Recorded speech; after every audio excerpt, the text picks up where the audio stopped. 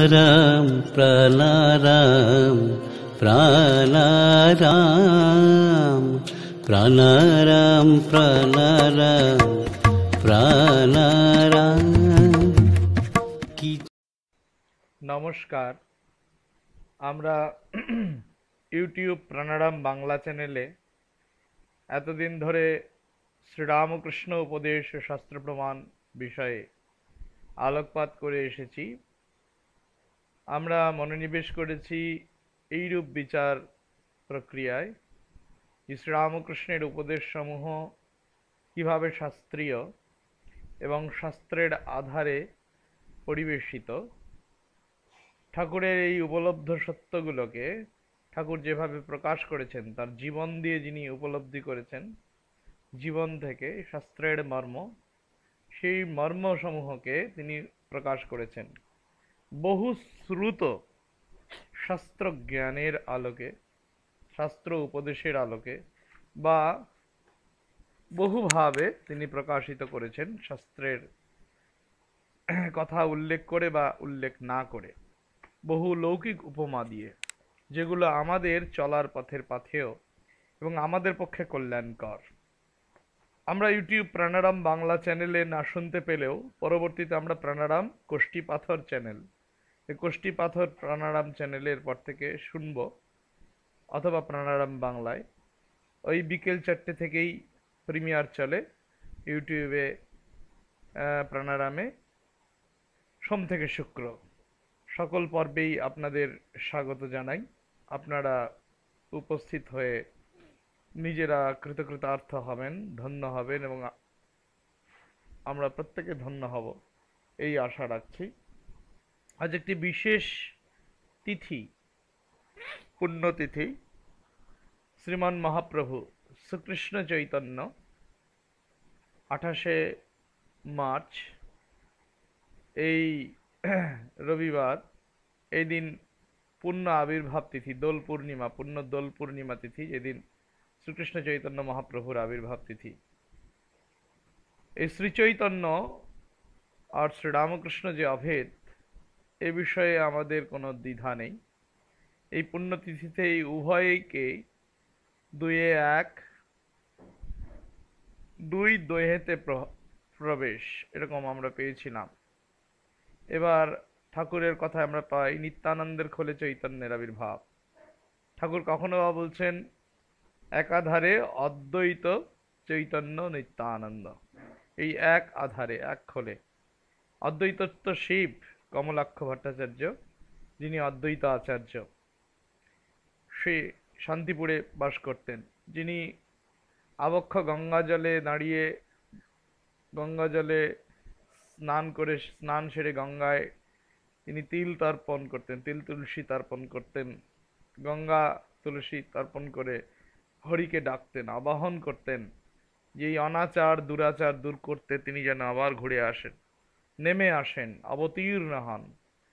কলিতে মানুষ কাতর বিভিন্ন যন্ত্রণায়, সেই যন্ত্রণা কাতর, দুঃখ কাতর, ত্রিতাপ দগ্ধ মানুষকে উদ্ধার করতে তিনি আবার যেন নেমে আসেন। এই যে সংকট, ঘোর সংকট, সেই বিধর্মীদের অত্যাচার, মুসলিম অত্যাচার বা বিধর্মী অত্যাচার, ধর্মকে নিয়ে ছেলে খেলা, সমাজে যে একটা বিষময় পরিস্থিতি, এই পরিস্থিতির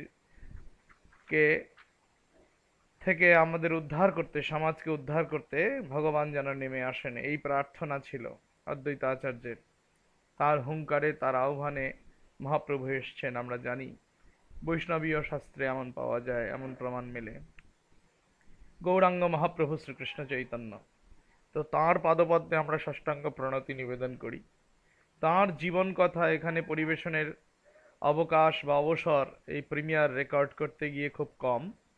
তবুও ঠাকুরের জীবন তো আমরা আলোচনা করছি, যে প্রিমিয়ারটি, আজকের এই প্রিমিয়ারটি আগামীকাল অর্থাৎ সোমবার 29 তারিখে সম্প্রচারিত হবে প্রিমিয়ার হিসেবে, এই বিকেল 4টে থেকে। তো সুতরাং এই প্রিমিয়ারে শ্রীরামকৃষ্ণের উপদেশ ও শাস্ত্র প্রমাণ বিষয়টি আলোকপাত করবার পূর্বে আমরা যেমন শ্রীরামকৃষ্ণ সম্পর্কে বলে থাকি, কিছু আলোচনা করছি। শ্রীরামকৃষ্ণকে বোঝার চেষ্টা করছি, তার জীবনকে, সেই জীবনের আলোকে উপদেশকে দেখবার চেষ্টা করছি কতখানি সমানতন্ত্র, কতখানি একই খাতে প্রবাহিত, একই ভাবে শ্রীরামকৃষ্ণের জীবন আর উপদেশ মিলে যাচ্ছে, সেটি দেখার চেষ্টা। তো শ্রীরামকৃষ্ণের এই সম্মুখের কথাটি আজকে স্মরণ না করলে আমাদের খুব বোধহয় অত্যুক্তি কিছু হবে না, আমাদের খুব বোধহয় কিছু ত্রুটি ঘটবে না, ত্রুটি না ঘটারই কথা। শ্রীরামকৃষ্ণ নিজের স্বরূপ সম্পর্কে কখনো কখনো উদ্ঘাটন করছেন, কখনো কখনো প্রকাশ করছেন। তো শ্রীকৃষ্ণ চৈতন্যই এসছেন। ওই গদাধর যখন সাধনা করছে বিভিন্ন পর্যায়ে, সাধক গদাধর, মথুরামোহন বিশ্বাস ওই ভৈরবী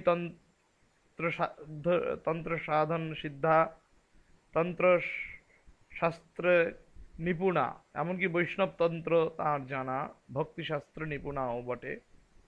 ভৈরবী ব্রাহ্মণী যখন চাইলেন তাকে অবতার রূপে প্রমাণ করবেন, ভাগবতাদি ভক্তিশাস্ত্র, এই ভক্তিশাস্ত্রের শিরোমণি গ্রন্থ, শিরোমণি এই ভাগবত গ্রন্থ শ্রীমদ্ ভাগবত পুরাণ, এগুলোর সাহায্যে যে ভাব, 64 প্রকারের ভাব, মহাভাব শ্রীমতী রাধারানীর হয়েছিল, গৌরাঙ্গের হয়েছিল, সেই ভাবলক্ষণাদি বিচার করে ঠাকুরকে, আর বিভিন্ন লক্ষণ যে শাস্ত্রে আছে এর সাহায্যে প্রমাণ করেছিলেন ঠাকুর স্বয়ং গৌরাঙ্গের অবতার শ্রীকৃষ্ণ চৈতন্য।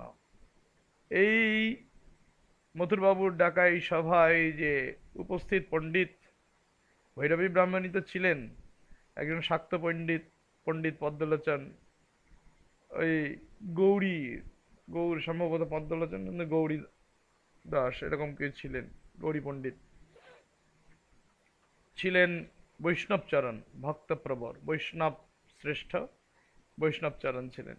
এদের সকলের সম্মুখে যখন অবতারত্ব প্রমাণিত হবার উপক্রম, শাস্ত্র পড়ে পড়ে লক্ষণ চিহ্নিত করে করে তাকে অবতার রূপে প্রতিপাদন করবার প্রচেষ্টা,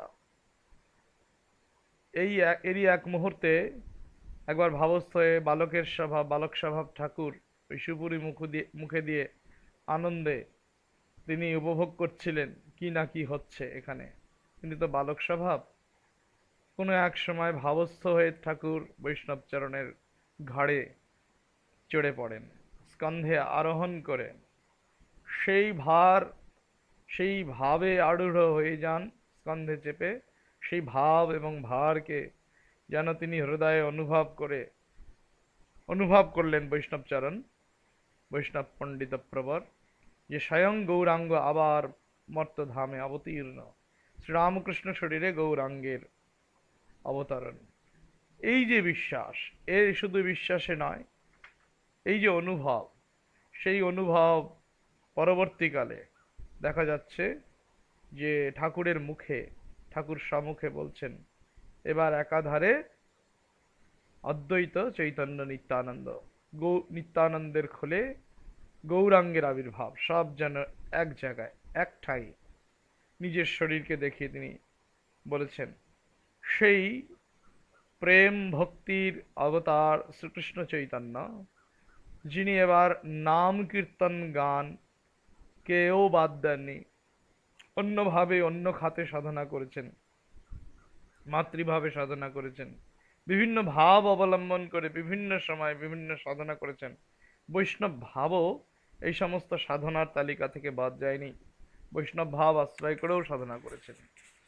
এই সেই প্রভু ঠাকুর শ্রীরামকৃষ্ণ, যে শ্রীরামকৃষ্ণের মধ্যে সেই অষ্টসাত্ত্বিক ভাব, সেই ভাব সকল, শ্রীমতীর ভাব, মধুর ভাব এ তো ছিলই, তো বলার নয়, বিভিন্ন সময় বিভিন্ন ভাবের উদয় হওয়া এবং তার যে অঙ্গে বিকার সমূহ, এই সমস্ত থেকে প্রমাণ হয়েছিল, প্রমাণ করা গেছে যে তিনি স্বয়ং অবতার, স্বয়ং ভগবান যুগের প্রয়োজনে অবতীর্ণ হয়েছেন লোকশিক্ষক রূপে, জগৎগুরু রূপে, জগতের কল্যাণ করতে। সেই মুসলিম হিন্দু এই যে বিরোধ, মুসলিম অত্যাচার বা বিরোধী বিধর্মীদের কারণে যে সংকটময় পরিস্থিতি, শুধু নবদ্বীপ বা নদিয়া নয়, সমগ্র বাংলায় যেন এরকম একটা চাঞ্চল্যকর পরিস্থিতি। এই বাংলায় এবং ভারতবর্ষে সেই রকম একটি সংকটময় পরিস্থিতি উপস্থিত, যখন শ্রীরামকৃষ্ণ এখানে লীলা করছেন, অবতীর্ণ হয়ে সাধনা সারছেন, সাধনা সেরে লীলা করছেন, ভক্ত শিষ্য পরিবৃত হয়ে তিনি তার সাধন সম্পদ, হ্যাঁ, ভক্ত শিষ্যের মধ্যে অকাতরে বিলিয়ে দিচ্ছেন, তাদেরকে সাধন পথে এগিয়ে যাওয়ার জন্য উপদেশ দিচ্ছেন। ঠিক সেই সময়টিও ছিল সেই সংকটের পরিস্থিতি, সংকটময় একটি পরিস্থিতি। সেই পরিস্থিতিটি হচ্ছে বিদেশি আক্রমণ, বিদেশি শাসন, এবং এই বিদেশি শাসনের ফলে বিধর্মী হয়ে যাওয়া, হিন্দু ধর্ম ত্যাগ করে খ্রিস্টান হবার প্রবণতা। এই প্রবণতা থেকে এই হিন্দু জাতিকে, সমাজকে বাঁচানোর প্রচেষ্টা এই জন্য শ্রীরামকৃষ্ণের উপদেশ প্রদানের মধ্য দিয়ে, শ্রীরামকৃষ্ণের আগমনের মধ্য দিয়ে সম্পন্ন হলো। শ্রীরামকৃষ্ণ যেন এটা করতে পারলেন, অনেককেই খ্রিস্টান হওয়া থেকে, নিজ ধর্মে অশ্রদ্ধা স্থাপন করছিলেন যারা, তাদেরকে স্বধর্মে শ্রদ্ধান্বিত হতে শেখালেন ঠাকুর। স্বধর্মে আস্থা সম্পন্ন, আস্থাবান হতে ঠাকুরেরই উপদেশ কাজে লেগেছিল। তো ঠাকুরের এই সময়, এই যুগের যুগ সংকট, এই যুগ সংকটের মুহূর্তে ঠাকুরের আবির্ভাব ঘটেছিল, ঠাকুরের লীলা সম্পন্ন হয়েছিল। তো সুতরাং শ্রীরামকৃষ্ণ ওই শ্রী চৈতন্যের মতোই প্রেম ভক্তিকে আশ্রয় করে, ওই জ্ঞান ভক্তি প্রেম এই সমস্তের আকর তাঁরা, এই সমস্তকে নিয়ে বিবেক বৈরাগ্য যুক্ত হয়ে, বিবেক বৈরাগ্য সম্পন্ন তো বটেই, সাধন সম্পন্ন, বিবেক বৈরাগ্য যুক্ত সাধন সম্পন্ন এবং আত্মোপলব্ধি বটে হয়েছে তাদের। এবং তারা কি জ্ঞান ভক্তি, এই জ্ঞান ভক্তি প্রেমকে আশ্রয় করে উভয়েই জগৎকে শেখালেন, জীবকে শেখালেন, আপনি আচরি ধর্ম শিক্ষা। এই জন্য শ্রীরামকৃষ্ণের চরিত্রে শ্রী চৈতন্যের মতোই পরিস্ফুট। তো আমাদের বলতে কোনো দ্বিধা নেই, ঠাকুরের এই নিজের মুখে বলা কথায় আমাদের সংশয়ের কোনো জায়গা নেই।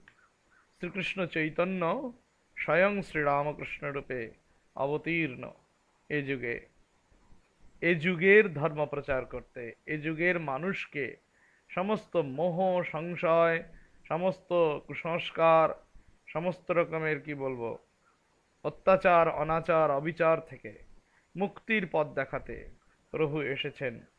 এ যুগের যেন বড় সমস্যা সেই মতুয়ার বুদ্ধি করা, সেই স্বধর্মে নিষ্ঠা পাশাপাশি যে গোঁড়ামি, এই ধর্মোন্মত্ততা, এই ধর্মোন্মত্ততার কারণে যে ধর্ম নিয়ে বিদ্বেষ, মারামারি, দলাদলি, এই বিদ্বেষ বিবাদ এই দূর করতে বিবাদ ভঞ্জন প্রভু যেন এবার এসেছেন সমন্বয়ের পূর্ণ ভাবকে আশ্রয় করে। ইয়ে যথামাম প্রপদ্যন্তে তাংস্তথৈব ভজাম্যহম, যত মত তত পথ, এই প্রবক্তা পুরুষ এই পরম সত্যকে এইভাবেই যেন তিনি প্রকাশ করছেন, বৈদিক ঋষি যেভাবে প্রকাশ করেছিলেন, একম সদ বিপ্রা বহুধা বদন্তি। তাই যেন শ্রীরামকৃষ্ণের এই নতুন ধর্মমত, মানে পুরনো সেই ধর্মকে নতুনভাবে প্রতিষ্ঠা দিতে বা ধর্ম পুনঃসংস্থাপনের জন্যে তাঁর যেন আশা। তো শ্রী শ্রী মায়ের দৃষ্টিতে ঠাকুর কেমন একটু বলি।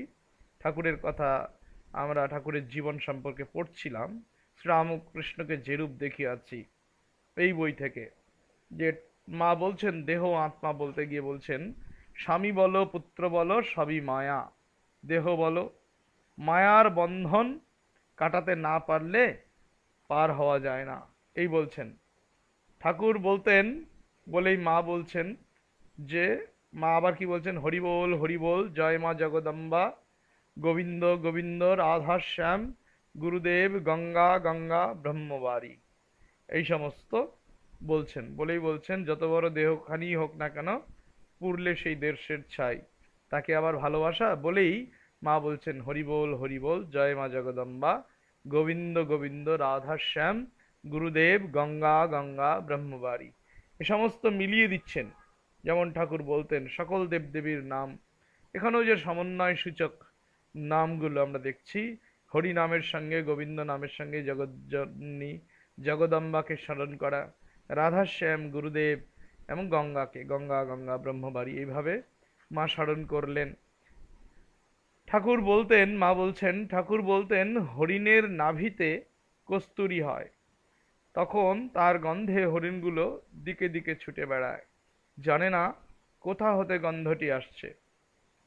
তেমনি ভগবান এই মানুষের দেহের মধ্যেই রয়েছেন, মানুষ তাকে জানতে না পেরে ঘুরে মরছে। ভগবানই সত্য আর সব মিথ্যা। যে হরিণের কস্তুরী মৃগ, কস্তুরী নাভি, নাভি থেকে যে কস্তুরীর গন্ধ আসছে, এটা হরিণ বুঝতে না পেরে বনে ছুটে বেড়ায় এ প্রান্ত থেকে ও প্রান্ত। তেমনি মানুষও দিকে দিকে ছুটে মরছে, বিভিন্ন জায়গায় ছুটছে, নিজেতে নিজে স্থির হয়ে বসতে পারছে না। আপনাতে আপনি থেকে মন, যেও না কো মন কারো ঘরে, যেও না কো কারো ঘরে, এরূপ যেন হচ্ছে না। ভগবান ঘটে ঘটে বিরাজ করেন, অর্থাৎ প্রত্যেকটি মানুষের হৃদয়ে তিনি আছেন। আর শ্রীরামকৃষ্ণের মধ্যে তো বিশেষ প্রকাশ, শ্রীরামকৃষ্ণে তো আছেনই, কারণ স্বয়ং ভগবান, স্বয়ং ঈশ্বর শ্রীরামকৃষ্ণ রূপে অবতীর্ণ হয়েছেন। তো শ্রীরামকৃষ্ণ তাঁর দ্বারা উপলব্ধ সত্যকে জগতে এইভাবে প্রকাশ করছেন যে মানুষের মধ্যেও এই পরম সত্য আছে, মানুষ না জেনে বাইরে খুঁজে মরছে। যেমন হরিণ কস্তুরীকে গন্ধে পাগল হয়ে বাইরে খোঁজে, কোথা থেকে সুগন্ধ আসছে। কেবল অভ্যাস করতে বলছেন ঠাকুর, দর্শন কি রোজই হয় বলছেন। ঠাকুর বলতেন ছিপ ফেলে বসলেই কি রোজ রুই মাছ পড়ে? অনেক মাল মশলা নিয়ে একাগ্র হয়ে বসলে, কি বলছেন, অনেক মাল মশলা নিয়ে একাগ্র হয়ে বসলে কোনো না কোনো দিন একটা রুই এসে পড়ল, কোনো দিন বা নাই পড়ল, তাই বলে বসা ছেড়ো না, জব বাড়িয়ে দাও, ওই যেটুকু পেয়েছো তাই ধরে থাকো না কেন, মনে ভাববে আর কেউ না থাকুক, আমার একজন মা আছেন। এটা মায়ের কথা। হ্যাঁ, ঠাকুর বলে গেছেন এখানে সকলকে তিনি শেষ দিনে দেখা দেবেনই দেবেন, দেখা দিয়ে সঙ্গে নিয়ে যাবেন। শেষ দিনে এখানকার সকলকে, এখানে কারা, যারা ঠাকুরের ভক্ত, যারা ঠাকুরের কাছে এসেছেন, তাদের কাউকে তিনি ছেড়ে দেবেন না, কাউকে তিনি বঞ্চিত করবেন না। এই ভাব ঠাকুরের এই সংকল্প থেকে আমরা অনুভব করতে পারি যে ঠাকুরের কথা কখনো মিথ্যে হতে পারে না, ঠাকুরের প্রতিজ্ঞা কখনো ভঙ্গ হতে পারে না, ঠাকুরের প্রতিজ্ঞা সফল হবেই। ঠাকুর তো প্রতিজ্ঞা করছেন, তিনি তো স্বয়ং ভগবান। ঠাকুর এমন ভবিষ্যৎবাণীও করেছেন যে ঘরে ঘরে তাঁর পুজো হবে। যে ভগবানকে আমরা পুজো করি ভগবানের কৃপা পাওয়ার জন্য, তো ভগবানকে লাভ করবার জন্য, এ বিষয়ে কোনো সন্দেহ নেই। তো শ্রীরামকৃষ্ণ অনেক ক্ষেত্রেই, অনেক জায়গায় তিনি বলছেন এইভাবে যে ঈশ্বরকে দেখাও যা, তার অবতারকে দর্শন করাও তা।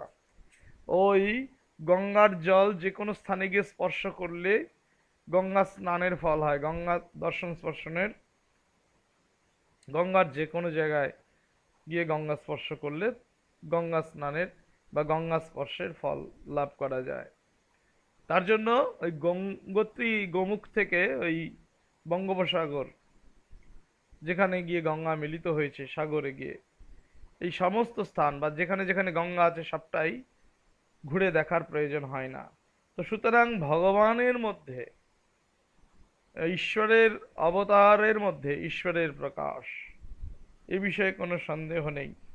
তার সেবা পূজা করলেই আমাদের কল্যাণ। ঠাকুর যেন নিজের স্বরূপ উদ্ঘাটন করেছেন যেমন ভক্তদের কাছে, তেমনি এই ভবিষ্যৎবাণীও করেছেন যে তাঁর পূজা করলে ভক্তের কল্যাণ মঙ্গল হবে।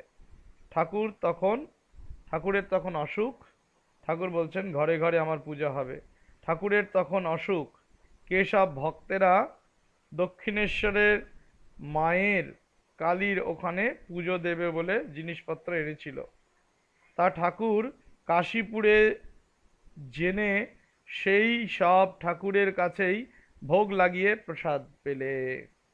ঠাকুর বলতে লাগলেন, দেখছো কি অন্যায় করলে?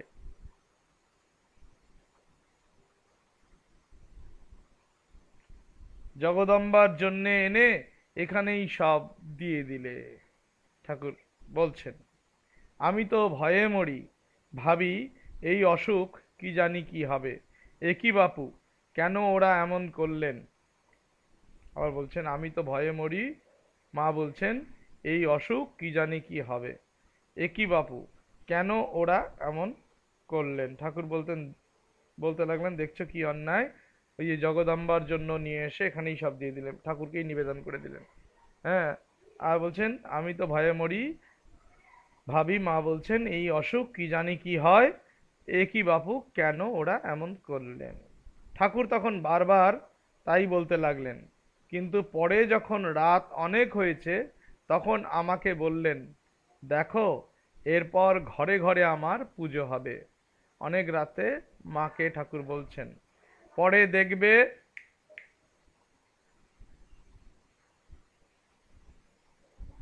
পরে দেখবে,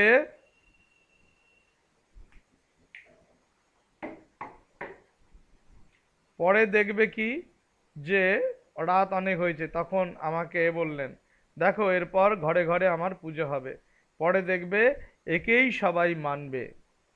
তুমি কেন, তুমি কোনো চিন্তা করো না। সেই দিনই আমার বলতে শুনলুম। কখনো আমার বলতেন না, বলতেন এই খোলটার, বা আপনার শরীর দেখিয়ে এর।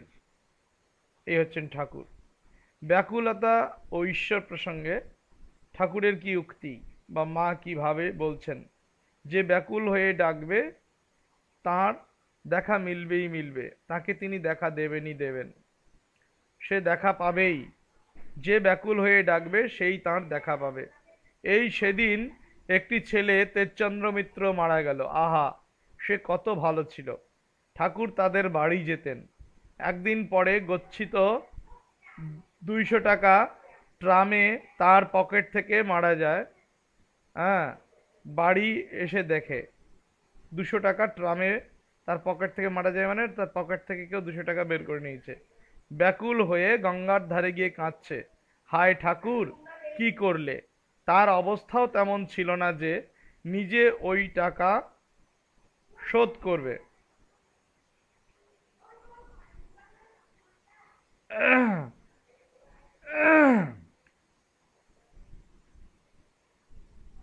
হুম,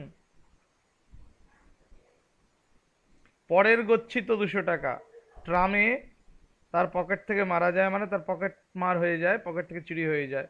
অন্যের টাকা, বাড়ি এসে দেখে। ব্যাকুল হয়ে গঙ্গার ধারে গিয়ে কাঁদছে, হায় ঠাকুর কি করলে? তার অবস্থাও ছিল না যে নিজে ওই টাকা শোধ করবে, মানে ঠাকুরের কথা মা বলছেন। আহা, কাঁদতে কাঁদতে দেখে ঠাকুর তার সামনে এসে বলছেন, কাঁদছিস কেন? ওই গঙ্গার ধারে ইট চাপা আছে, দেখ। সে তাড়াতাড়ি উঠে ইটখানা তুলে দেখে সত্যই এক তাড়া নোট। শরতের কাছে এসে সব বললে। শরৎ শুনে বললে, তোরা তো এখনো দেখা পাস, আমরা কিন্তু আর পাইনে।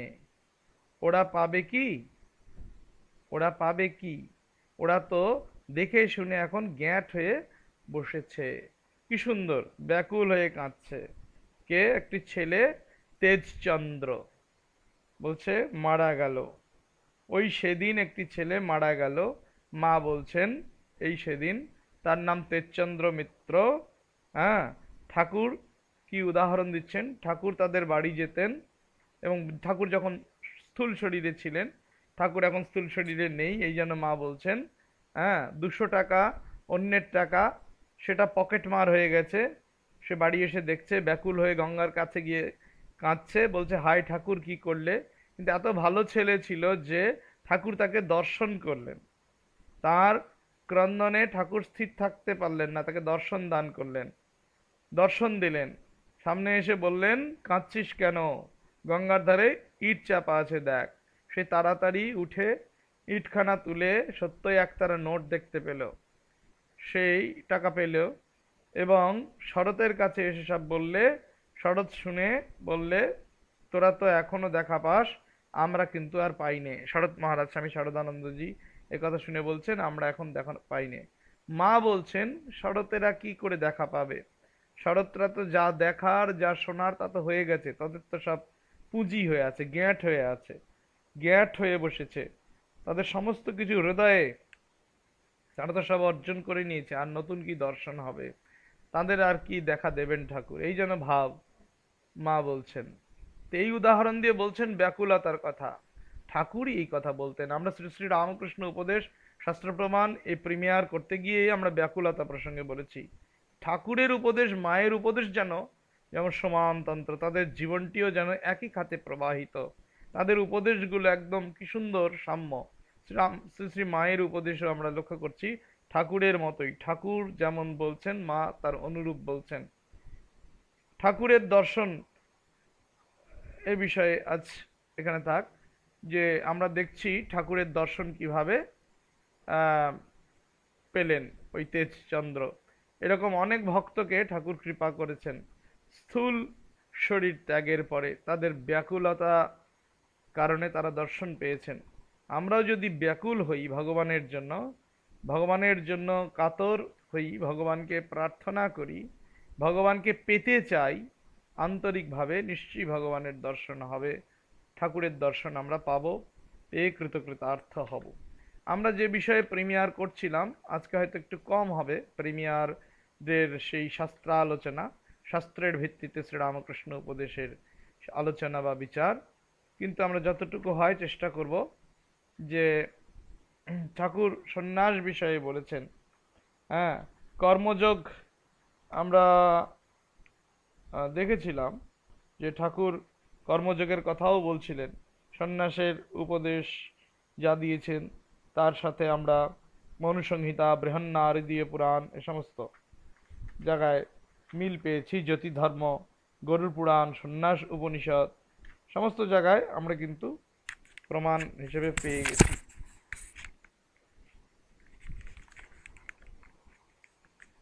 এই ঠাকুরের এই যে উপদেশ, ঠাকুর যেমন বলছেন আশ্রমাদ আশ্রমং গত্বা হুতহোম জিতেন্দ্রিয়ঃ ভিক্ষাবলী পরিশ্রান্তঃ প্রব্রজন প্রত্যবর্ধতে। এর যে তৃতীয় অংশ ঠাকুর বলেছেন উপদেশের ব্রহ্মচর্য গার্হস্থ্য বানপ্রস্থ, তিনটিতে কর্মের কথা। সন্ন্যাসে যে পরিব্রজ্যা সন্ন্যাস গ্রহণ করে তারা ভিক্ষা গ্রহণ করে, তারা কমণ্ডলু দণ্ড এই নিয়ে ভিক্ষা করে। এই উপদেশ কিন্তু শাস্ত্রানুগ, শাস্ত্রের মতোই ঠাকুর যেমন বলছেন শাস্ত্রেও কিন্তু এরকম আছে। ঠাকুর এমন বলছেন যে নির্জনে তাকে ডাকতে হবে, ব্যাকুল হয়ে কাঁদো। নারদ পঞ্চরাত্রে আছে হে নাথ দর্শনম দেহি মাম ভক্তম শরণাগতম, হে নাথ আমায় দেখা দাও। এই যে ভাব নারদ পঞ্চরাত্রে পাই, তাকে দর্শন করতে হলে, ঈশ্বরকে পেতে হলে কর্ম করতে হবে। কর্ম চাই বলছেন আরুরুক্ষ মুনের যোগম কর্ম কারণম উচ্যতে, গীতাতে এর প্রমাণ আমরা লক্ষ্য করছি, কর্মই কারণ। আবার ঠাকুর বলছেন ওই ভগবতী পঞ্চমুণ্ডির আসনে বসে সাধনা করেছেন, পঞ্চতপা করেছেন, চারদিকে আগুন জ্বেলে, মাথার উপর মধ্যাহ্ন গগনের সেই তাপ, সেই সূর্য, আর চতুর্দিকে অগ্নি, যেটি মা শারদা তপস্যা করেছেন পঞ্চতপা। সেই পঞ্চতপা জীবের কল্যাণের জন্য, ভক্তের কল্যাণের জন্য, যেমন পার্বতী করেছেন শীতকালে জলে গা ডুবিয়ে সূর্যের দিকে একদৃষ্টে চেয়ে পঞ্চমুণ্ডির আসনে বসে লোকশিক্ষার জন্য কঠোর তপস্যা করেছেন পার্বতী। শাস্ত্রে প্রমাণ শিবপুরাণে আছে সূর্যে দৃষ্টিং সমাক্ষিপ্য কি ছিল চকার পরমং তপঃ দীপ্তানঞ্চ তথাগ্নীনাম মধ্যে স্থিত্বা তু ধর্মকে, মধ্যে স্থিত্বা তু ধর্মকে, তু ঘর্মকে বর্ষাসু স্থণ্ডিলে স্থিত্বা শীতে জল সমীপগা, এইভাবে বলা হয়েছে। যেমন এই যে ভগবতীর কথা আমরা পেলাম, ভগবতীর সাধনার কথা আমরা পেলাম, যেটি শাস্ত্রে আছে। প্রাণতোষণীতে শিবপুরাণ জ্ঞানের প্রমাণ আছে যে সূর্যে দৃষ্টিং সমাক্ষিপ্য ইত্যাদি। আবার ঠাকুর বলছেন সাধনার দ্বারা শীঘ্র ঈশ্বরকে দেখতে না পেলে নিরাশ হইও না। নিরাশ হতে তিনি না করছেন। পুকুরে বড় মাছ আছে, পুকুরের পাড়ে শুধু বসে থাকলে কি মাছ পাওয়া যাবে? পুকুরের পাড়ে বসে থাকলে মাছ পাওয়া যায় না। চার করো, হাত সুতো, ছিপ এগুলো জোগাড় করতে বলছেন। ঠাকুর বলছেন হাত সুতো, ছিপ এ সমস্ত জোগাড় করো। চার করতে বলছেন। চার করো, হাত সুতো, ছিপ জোগাড় করো।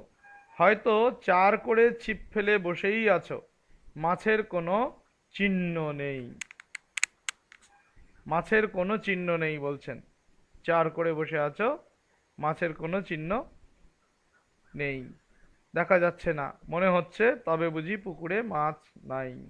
তাহলে সাধনার দ্বারা শীঘ্র যদি ঈশ্বরকে না পাওয়া যায় তাহলে নিরাশ হয়েও না, এই যেন ভাব। ঠাকুর নিরাশ হতে না করছেন, নৈরাশ্য ত্যাগ করতে বলছেন।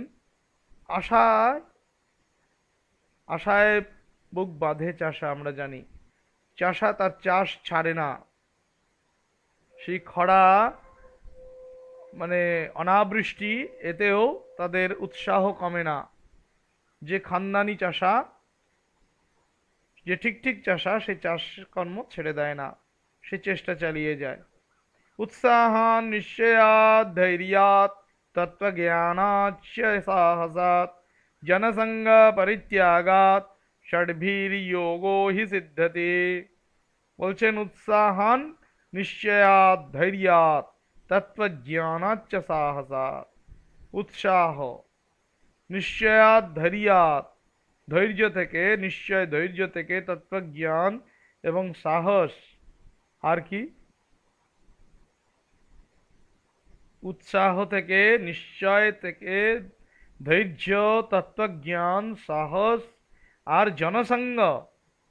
যে এরকম লৌকিক জন, পার্থিব মানুষজন, প্রাকৃত মানুষ যারা অপ্রাকৃত কোনো কথা, ভাগবতী কথা বলে না, গ্রাম্য কথায় যারা ব্যস্ত সাধারণ মানুষ, এইরকম মানুষের সঙ্গ ত্যাগ করতে হবে। এই 6 প্রকারের সঙ্গ, 6 প্রকারে 6টি সাধন বলা হচ্ছে, এর মাধ্যমে যোগ লাভ হয়, অর্থাৎ স্বস্বরূপ উপলব্ধি হয়। প্রাণতোষণীতে আছে, তাতে আত্মোপলব্ধি, ঈশ্বরকে পাওয়া যায়। এই প্রাণতোষণীর এই উপদেশ কিন্তু ভাবগতভাবে শ্রীরামকৃষ্ণের উপদেশের সাথে মিলছে। শ্রীরামকৃষ্ণদেব যেমন বলছেন, কি বলছেন, কলিতে বেদমত চলে না, কলিযুগের কথা বলছেন। কলিতে তন্ত্রোক্ত মত, বৈদিক কর্ম বড় কঠিন বলছেন ঠাকুর, তাতে আবার দাসত্ব। বৈদিক কর্ম বড় কঠিন, তাতে আবার দাসত্ব।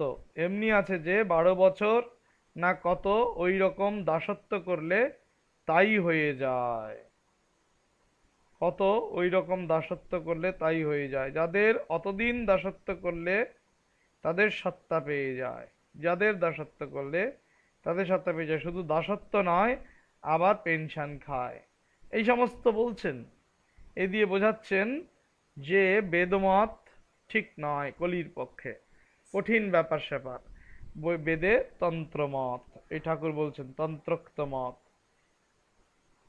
শাস্ত্রে আছে কলৌ তন্ত্রোদিতা মন্ত্রা সিদ্ধাস্তূর্ণা ফলপ্রদা নির্বীর্যা শ্রৌতজাতীয়া বিষহীনোরগা ইবা। বলছে কলিতে তন্ত্র উদিত মন্ত্র সিদ্ধ হয়। বলছে তন্ত্রোক্ত যে মন্ত্রসমূহ কলিতে সিদ্ধ মন্ত্র বা সিদ্ধি প্রদান করে। তূর্ণ নির্বীর্যা শ্রৌত জাতীয়, শ্রৌত জাতীয় যে মন্ত্রসমূহ, বেদ মন্ত্র নির্বীর্য, এ শক্তিহীন, কার্যকারী নয় কলির পক্ষে।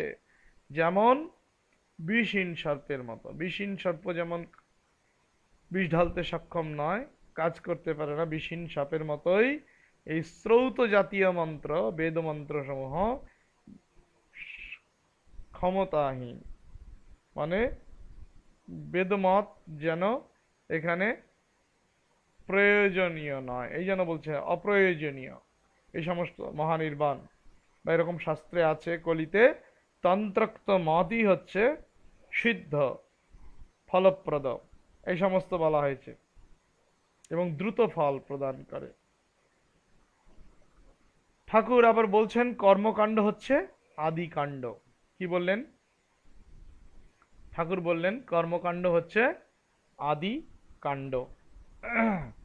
বৈধি ধর্মকেই কর্মকাণ্ড বলে। রজগুণ ক্রমশ কাজের আড়ম্বর বেড়ে যায় রজগুণে, তাই শেষে তমগুণ এসে পড়ে। সত্ত্বগুণ ভক্তি, বিবেক, বৈরাগ্য, দয়া এইসব না হলে ঈশ্বরকে পাওয়া যায় না। কর্ম একেবারে ত্যাগ করবার জো নাই। বলছেন তোমার প্রকৃতিতে তোমায় কর্ম করাবে। ভগবান অর্জুনকে বলেছেন বা বলছেন তুমি ইচ্ছা করলেই যুদ্ধ থেকে নিবৃত্ত হতে পারবে না, তোমায় যুদ্ধ করাবে তোমার প্রকৃতিতে, তা তুমি ইচ্ছা করো আর নাই করো। এই যে কতগুলো অংশ, এই উপদেশের মধ্যেই চারটে অংশ আমরা দেখতে পাচ্ছি। যে প্রথম অংশ যেমন ঠাকুর বলছেন বৈধি ধর্মকেই কর্মকাণ্ড বলে। রজগুণ ক্রমশ কাজের, রজগুণ থেকে ক্রমশ কাজের আড়ম্বর বেড়ে যায়, কর্মকাণ্ড হচ্ছে আদিকাণ্ড। ঠাকুর এমন বলছেন, গীতায় আছে রজো রাগাত্মকং বিদ্ধি তৃষ্ণা সঙ্গা সমুদ্ভবম। হ্যাঁ, কাজের আড়ম্বর বাড়ে মানে কাজের আসক্তি বাড়ে। এই জন্য ভাবটা শ্রীরামকৃষ্ণের উপদেশে আছে, এই ভাবটি আমরা শ্রীমদ্ ভগবদ গীতায় পেলাম। রজগুণে কর্মাসক্তি বাড়ে মানে কাজের আড়ম্বর বাড়বে কখন? যখন আসক্তি বাড়বে। তৃষ্ণা সঙ্গ সমুদ্ভবম, রাগাত্মকম, আসক্তিজনক, এবং তৃষ্ণা আসক্তির উৎপাদক এই রজগুণ। সুতরাং এই বৈধ ধর্ম রজগুণে কাজের আড়ম্বর বেড়ে যায়, এই ভাবটা শ্রীমদ্ ভগবদ গীতায় আমরা লক্ষ্য করছি। শ্রীমদ্ ভগবদ গীতার অনুরূপ উপদেশ শ্রীরামকৃষ্ণের আমরা বলতে পারি। তাই ঠাকুর বলছেন শেষে তমগুণ এসে পড়ে। সত্যগুণ ভক্তি, বিবেক, বৈরাগ্য, দয়া এইসব না হলে, এগুলো সত্যগুণ থেকে হয়, না হলে ঈশ্বরকে পাওয়া যায় না। কর্ম একেবারে ত্যাগ করবার জো নাই, ঠাকুর বলছেন। গীতাতে আছে নাহি কশ্চিৎ ক্ষণমপি যাতু তিষ্ঠ্যত্য কর্মকৃত কার্যতে হ্যবশঃ কর্ম সর্বঃ প্রকৃতিজৈর গুণৈ। বলছে সকলে আমরা প্রকৃতিজাত গুণের দ্বারা কর্ম করি, প্রকৃতি অনুযায়ী, স্বভাব প্রকৃতির গুণ অনুযায়ী আমরা কাজ করি। আমরা সকলেই প্রকৃতির অধীন, গুণের অধীন। আমরা কেউ এক মুহূর্ত কাজ না করে, কেউই এক মুহূর্ত কিছু না করে থাকতে পারে না। কর্ম একেবারে ত্যাগ করবার জো নাই, এই ব্যাপারটা শ্রীমদ্ ভগবদ গীতায় দেখছি আমরা, তৃতীয় অধ্যায় আছে। ঠাকুর তোমার প্রকৃতিতে তোমার কর্ম তোমাকে করাবে, ভগবান অর্জুনকে বলেছেন। এই গীতার কথার এই উপদেশটিও ঠাকুর দিচ্ছেন আমাদেরকে, এই উপদেশটিও তুলে ধরলেন আমাদের কাছে। তোমার যুদ্ধ তোমায় করাবে তোমার প্রকৃতি, তা তুমি ইচ্ছা করো আর নাই করো। গীতাতে এমন আছে তো, গীতাতে বলা হয় যদহংকারম আশ্রিত্য নিযোৎস্য ইতি মন্যসে মিথ্যৈব ব্যবসায়স্তে প্রকৃতিস্ত্বাম নিযক্ষতি। তুমি মিথ্যা অহংকারকে আশ্রয় করে যদি মনে করো যে আমি আমার করা না করার কর্তা, আমি করব কি করব না এটা আমার ইচ্ছার উপর নির্ভর করছে, এই অহংকারকে আশ্রয় করে তুমি যদি মনে করো আমি যুদ্ধ করব না, তাহলে এটা মিথ্যা ব্যবসায়। তোমার এই মিথ্যা, এই ব্যবসায়, তোমার এই নিশ্চয়, দৃঢ় নিশ্চয়টি মিথ্যা, তোমার এই আত্মম্ভরিতা মিথ্যা। কারণ প্রকৃতি তোমাকে কাজ করাবে, তোমাকে যুদ্ধ করাবে, যুদ্ধে নিযুক্ত করবে। ঠাকুরের এই উপদেশ শাস্ত্রীয় শ্রীমদ্ ভগবত গীতার আলোকেই প্রদত্ত, এরূপ আমরা অনুভব করছি। ঠাকুর বলছেন পূজা জপ তপ করছো, কিন্তু লোকমান্য হবার জন্য নয়।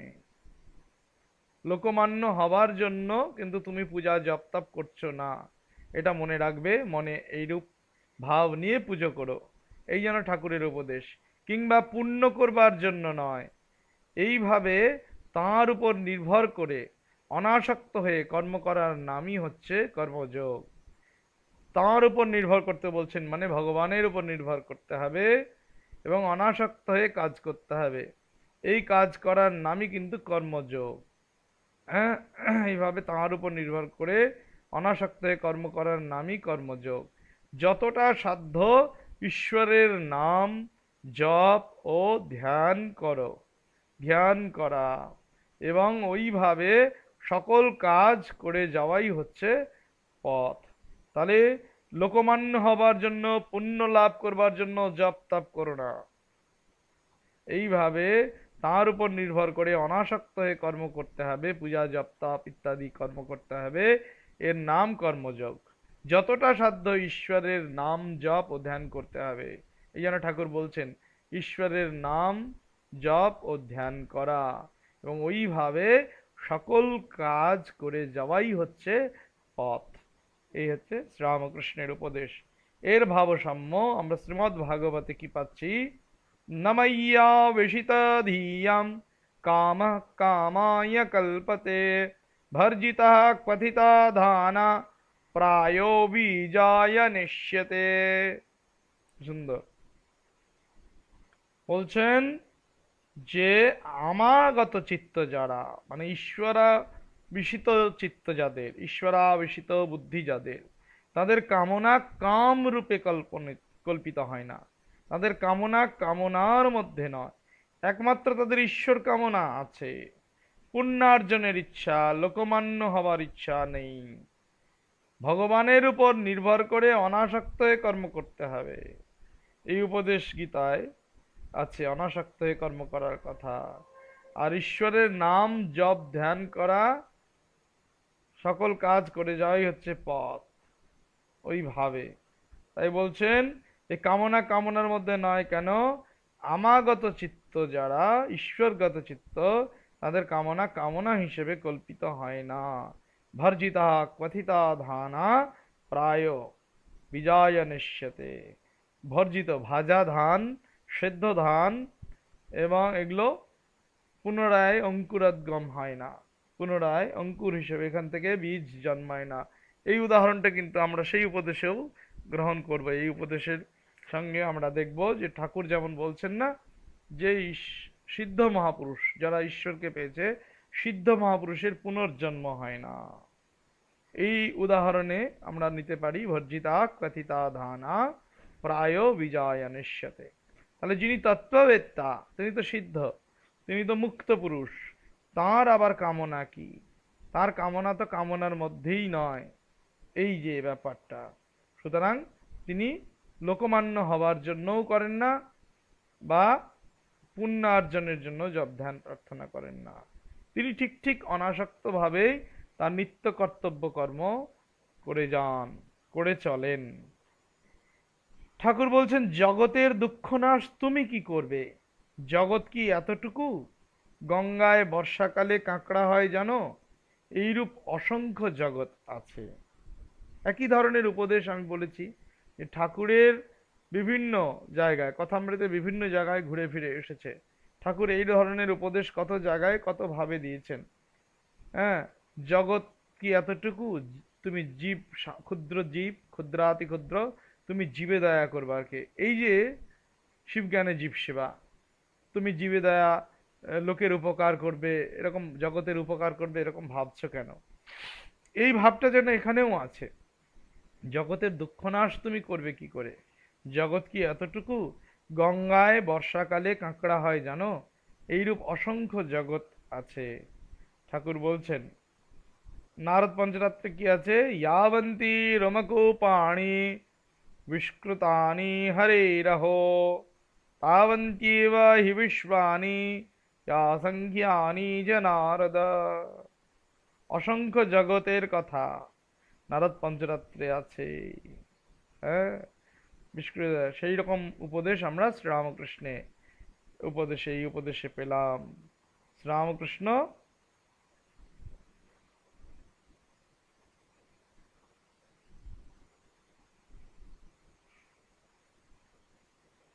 শ্রীরামকৃষ্ণ উপদেশের ভাবসাম্য আমরা নারদ পঞ্চরাত্রে পেলাম।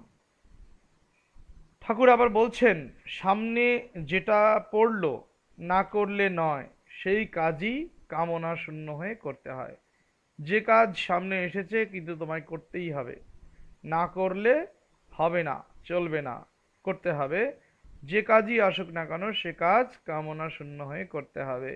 ঠাকুর বলছেন, ইচ্ছা করে কতকগুলি কাজ জড়ানো ভালো নয়।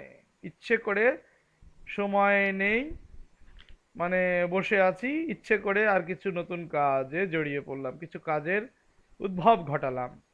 হ্যাঁ, বসে বসে সময় নষ্ট হচ্ছে, তাস খেলছি, লুডো খেলছি, কারোর সঙ্গে গল্প করছি, একটু বেড়াতে গেলাম।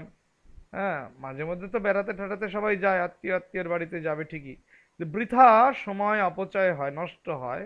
কাজ নেই তো বাগান করছি, এই যে ব্যাপারটা, এটি যেন ঠাকুর করতে না করছেন। বলছে ইচ্ছে করে কতগুলি কাজে জড়ানো ভালো নয়, তাতে কি হয়, ভগবানকে ভুলে যেতে হয়। যে কাজটা না করলেই নয়, তোমার সামনে এসে পড়েছে, সেটা তো করতে হবেই, কিন্তু কামনা শূন্য হয়ে করতে হয়।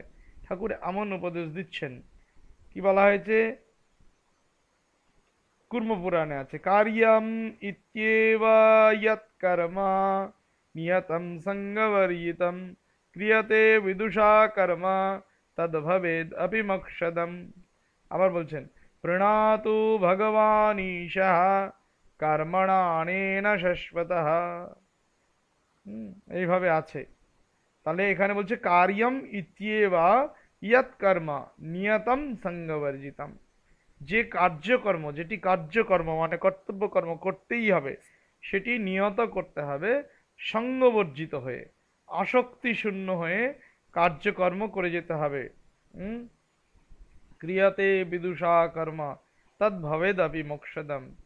এইরকম ভাবে বিদ্বান ব্যক্তিরা যখন কর্ম করবেন, সেই কর্ম কি হবে, মোক্ষের কারণ হবে। যে কার্য করা হবে সেই কার্য কি হবে, মোক্ষের জনক হবে, মোক্ষের কারণ হবে। এইরকম ভাবে কৃতকর্ম মোক্ষের কারণ, মোক্ষ প্রদান করবে। সুতরাং কার্যকর্ম, নিয়ত কর্ম নিয়ত করা উচিত, যেটি কর্তব্য কর্ম, কিন্তু আসক্তি বর্জিত হয়ে। এই তুলনা আমরা শ্রীরামকৃষ্ণ উপদেশের যেই যে তুলনীয় বাক্য, তুলনীয় উপদেশ আমরা লক্ষ্য করলাম। শ্রীমদ্ ভগবদ গীতায় কিন্তু এ ধরনের উপদেশ রয়েছে। তো কার্যকর্ম সঙ্গবর্জিত হয়ে আসক্তি ত্যাগ করে আমাদের করতে হবে। শ্রীরামকৃষ্ণ অনুরূপ উপদেশ দিচ্ছেন। ঠাকুর বলছেন, সংসারী লোক শুদ্ধ ভক্ত হলে লাভ লোকসান সুখ দুঃখ এইসব কর্মের ফল ঈশ্বরকে সমর্পণ করে।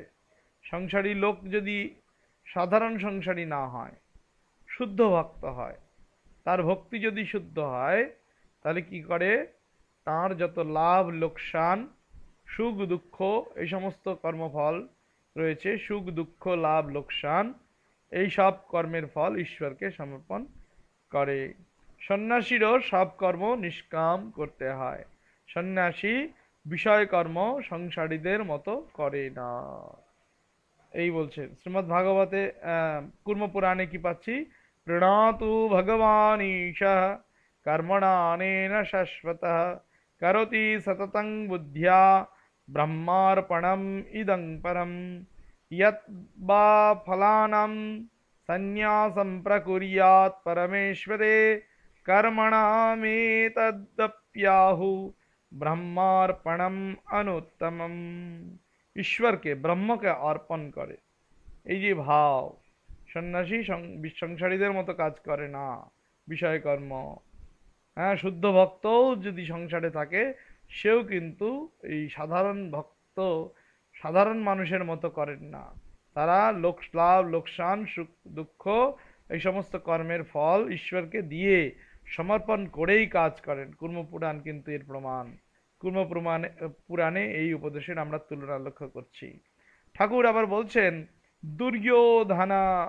দুর্যোধন কি বলেছিলেন, দুর্যোধন বলেছেন, যে ত্বয়া ঋষিকেশ হৃদয় স্থিতেন यदा নিযুক্তস্মি তথা করোমি। দুর্যোধন এরকম বলেছেন, পাওয়া যায়। দুর্যোধনকে আমরা সাধারণত দুষ্ট রূপে দেখি, যে কুরু বংশের জ্যেষ্ঠ ভ্রাতা ভ্রাতৃকুলের মধ্যে এই দুর্যোধনের নির্দেশে দুঃশাসন দ্রৌপদীর বস্ত্রহরণ আদি করলেন। দুর্যোধন পাণ্ডবদের বঞ্চিত করতে চাইলেন, তাদের বনবাসে পাঠালেন, তাদের সঙ্গে যুদ্ধ হলো। এই দুর্যোধনেরও কখনো তত্ত্বজ্ঞান হয়েছে। দুর্যোধনকে আবার ওই কিরাতার্জুনিয়ম গ্রন্থে ভারবী মহাকবি সুযোধন বলেছেন, তার মতো সুশাসক, তার মতো রাজ্য পালনকারী প্রজাপালক রাজা এরকম আবার দেখাও যায় না। এরকম খুব সুন্দরভাবে তিনি রাজ্য শাসন করেছেন, এইরকম বর্ণনাও রয়েছে।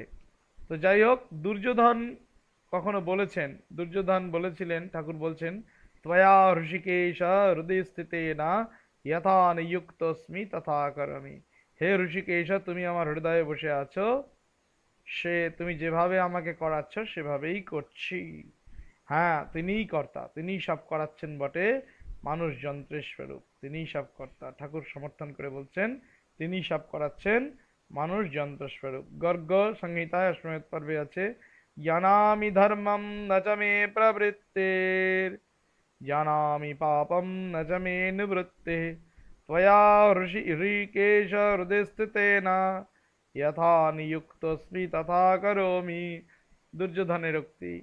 ঠাকুর যেমন বললেন, যেরকম বলছেন, ধর্ম আমি জানি, কিন্তু আমার ধর্মে প্রবৃত্তি নেই। পাপ কোনটা অধর্ম কোনটা সেটাও জানি, সেই অধর্ম বা পাপ থেকেও আমার নিবৃত্তি নেই, নিস্তার নেই। আমি পাপ কর্ম থেকে সরে আসতে পারছি না।